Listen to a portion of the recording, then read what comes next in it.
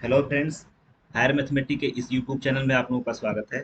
आज की इस लेक्चर में हम लोग यूनिक फैक्टराइजेशन थ्योरम या उसी को हम कहते हैं फंडामेंटल थ्योरम ऑफ अरिथमेटिक्स, ठीक है, इसके बारे में पढ़ने वाले हैं। तो आइए सबसे पहले देखते हैं कि यूनिक फैक्टराइजेशन थ्योरम या फंडामेंटल थ्योरम ऑफ अरिथमेटिक्स का स्टेटमेंट क्या है, फिर उसका प्रूफ करेंगे।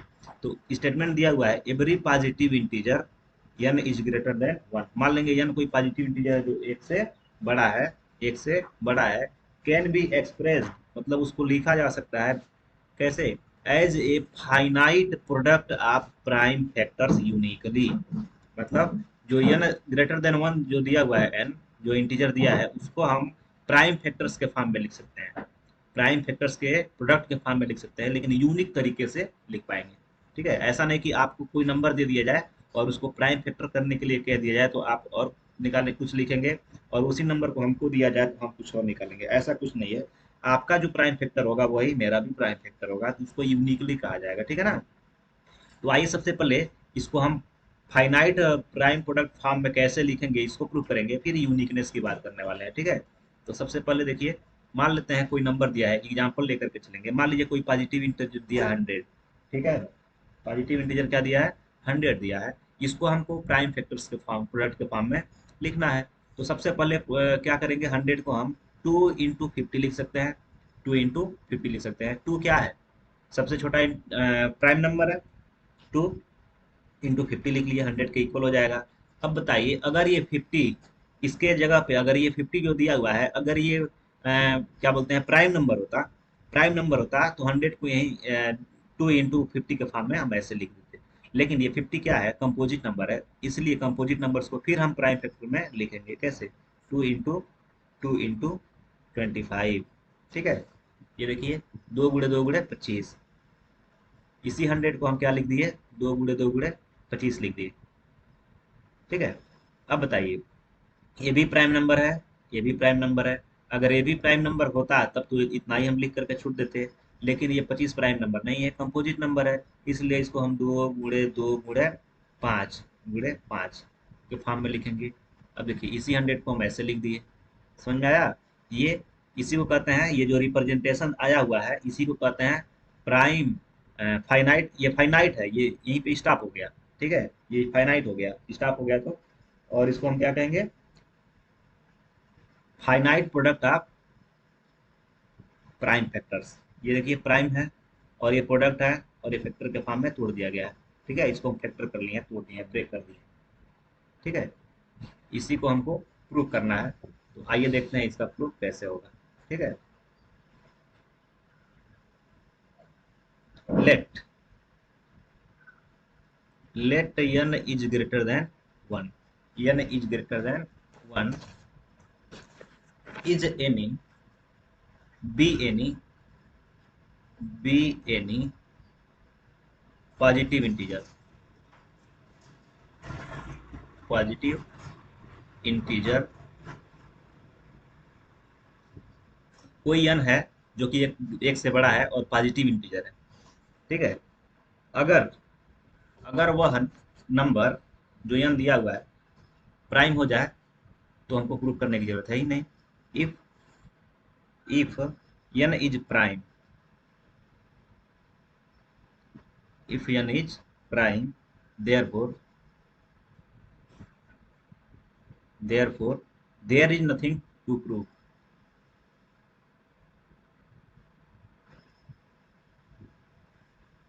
there is nothing to prove। कैसे, जैसे मान लीजिए एक से बड़ा एक नंबर लेते हैं, 2। ये 2 है ना, ये प्राइम नंबर है, कह रहा है कि ये n इज प्राइम, ये प्राइम नंबर है। इसको हम क्या फैक्टर करेंगे, आप बताइए। इसको कुछ करने की जरूरत नहीं, ये तो ऐसे ही रह जाएगा, 2 का 2 लिख देंगे।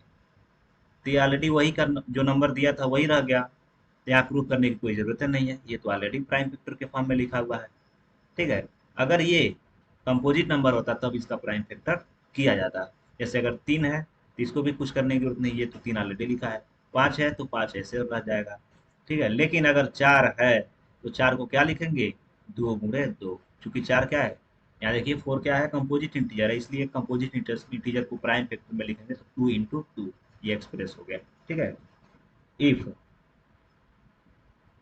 if n is composite integer,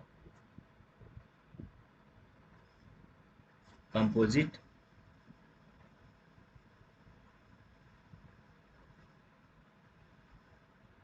composite integer,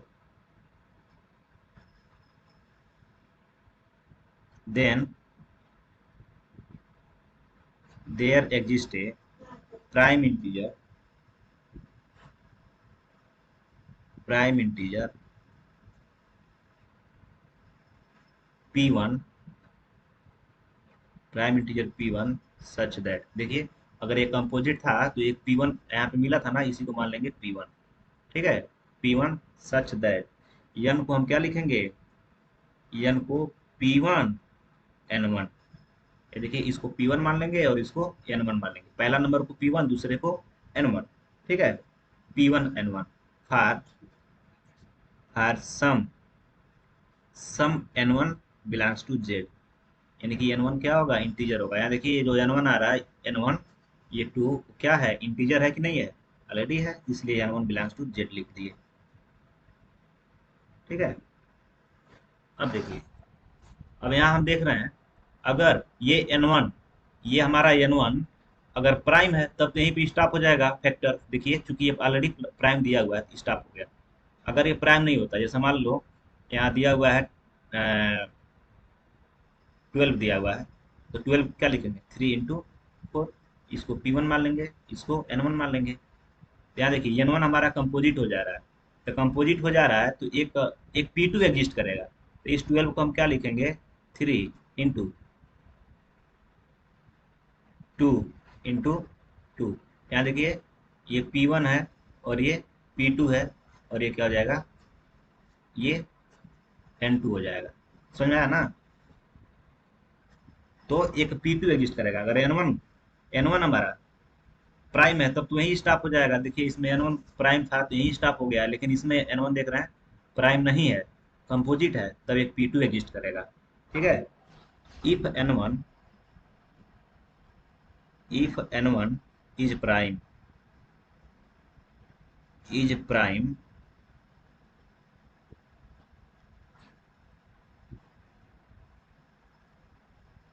integer,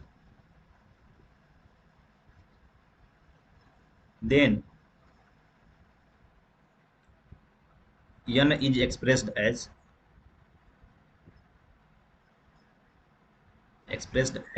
the product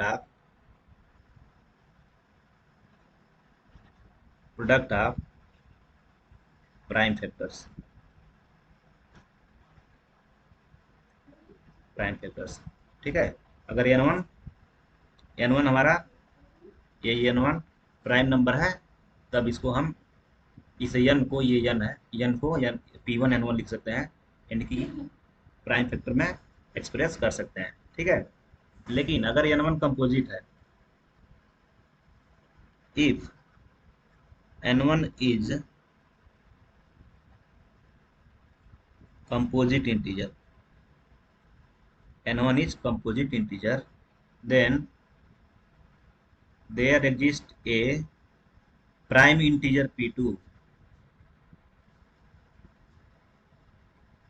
prime integer p2 such that n को क्या लिख सकते हैं, p1 p2 n2, p1 p2 n2।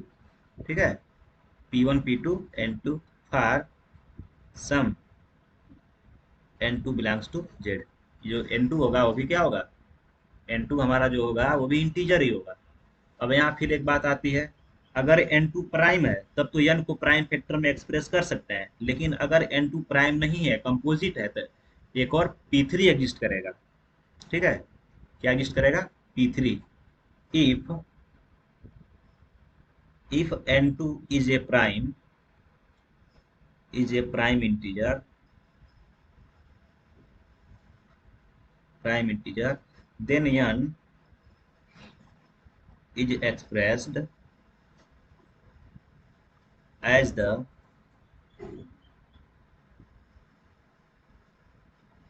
product of prime factors,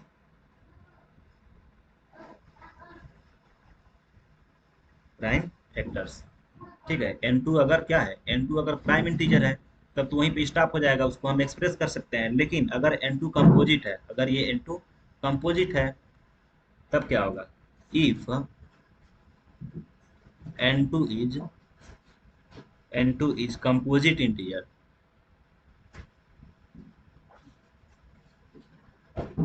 composite integer, then there exists then there is a prime integer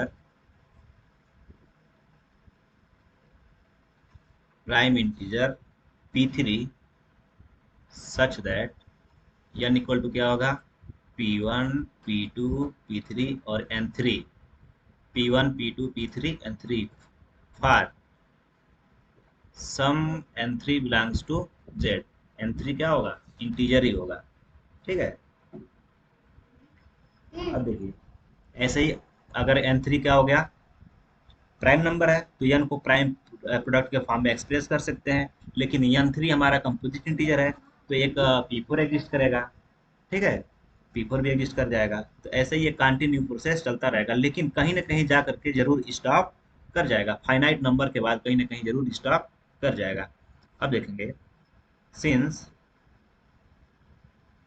since जो n होगा, जो हमारा number होगा वह सबसे बड़ा होगा। जैसे 100 लिए थे ना, 100 100 को क्या लिखे थे, 2 गुणे 50 लिखे थे। फिर क्या लिखे थे, 2 गुणे 25 लिखे थे। फिर 2 गुणे 5 लिखे थे ना।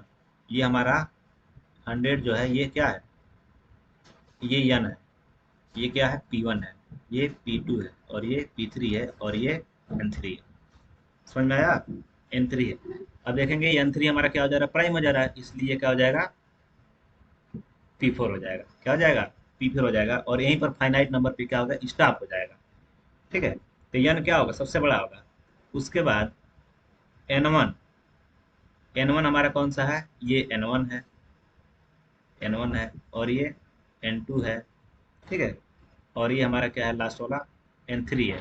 ठीक है, तो यहाँ देख रहे हैं कि n1 सबसे बड़ा है, n सबसे बड़ा है, उससे छोटा हमारा क्या है, n1 है। 50, 100 से छोटा 50 है ना, तो ये n1 होगा।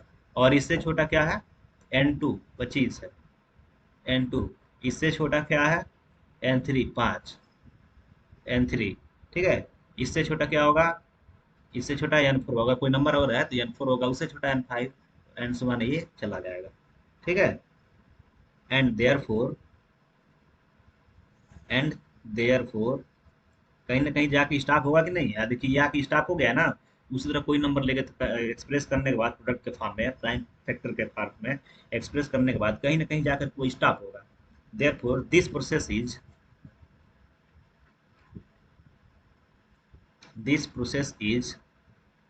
stopped after a after a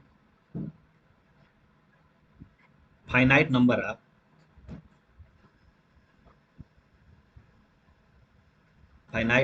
of steps। कुछ स्टेप के बाद क्या होगा, ये स्टॉप हो जाएगा। वी गेट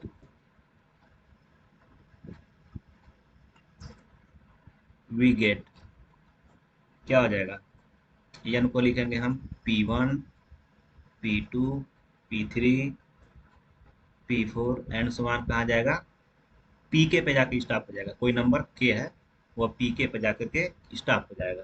ठीक है, where where pi's pi's are prime integers, prime integers pi's ये है। आई की वैल्यू 1 2 रखो, आई की वैल्यू 1 रखेंगे तो p1, फिर 2 रखेंगे तो p2, 3 रखेंगे तो p3, 4 पे p4 ऐसे बढ़ते जाएंगे, k रखेंगे तो pk आ जाएगा। ये सब के सब क्या है, प्राइम इंटीजर है। देख लीजिए यहाँ पे 100 को तोड़ा है ना, तो ये 2 × 2 × 5 × 5 ये सब के सब क्या है, ये प्राइम इंटीजर है। ठीक है, प्राइम इंटीजर है। तो यहाँ से क्या कंक्लूजन निकलता है, कोई भी नंबर जो कोई भी इंटीजर हो जो एक से बड़ी हो, पॉजिटिव इंटीजर एक से बड़ी हो, उसको हम प्राइम फैक्टर के प्रोडक्ट के फॉर्म में एक्सप्रेस कर सकते हैं। ठीक है। तो अब इसमें यूनिकनेस की एक बात आती है कि यूनिक तरीके से कर सकते हैं। जैसे आप इस 100 को देखिए, 100 को हम तोड़े हैं तो 2 × 2 × 5 × 5 आया है ना। अगर किसी और को दिया जाए तोड़ने के लिए तो अभी 2 × 2 × 5 × 5 लिखेंगे। आर्डर भले इधर से उधर हो जाए लेकिन नंबर्स यही रहेंगे। आर्डर इधर उधर हो सकता है, जैसे मान लीजिए किसी ने 5 × 5 × 2 × 2 लिख दिया, तो आर्डर तो चेंज हो जाएगा लेकिन नंबर्स चेंज नहीं होंगे, इंटीजर्स चेंज नहीं होंगे, वही के वही प्राइम इंटीजर्स आएंगे। ठीक है। तो इसलिए इसको यूनिक कहा जाएगा, इसको कोई भी तोड़ेगा तो इतना ही आंसर आएगा। ठीक है। अब यूनिकनेस की बात हम अगले वीडियो में करने वाले हैं। तो फ्रेंड्स आज के इस लेक्चर में इतना ही, फिर मिलते हैं अगले लेक्चर में इसके यूनिकनेस के साथ। Thank you so much.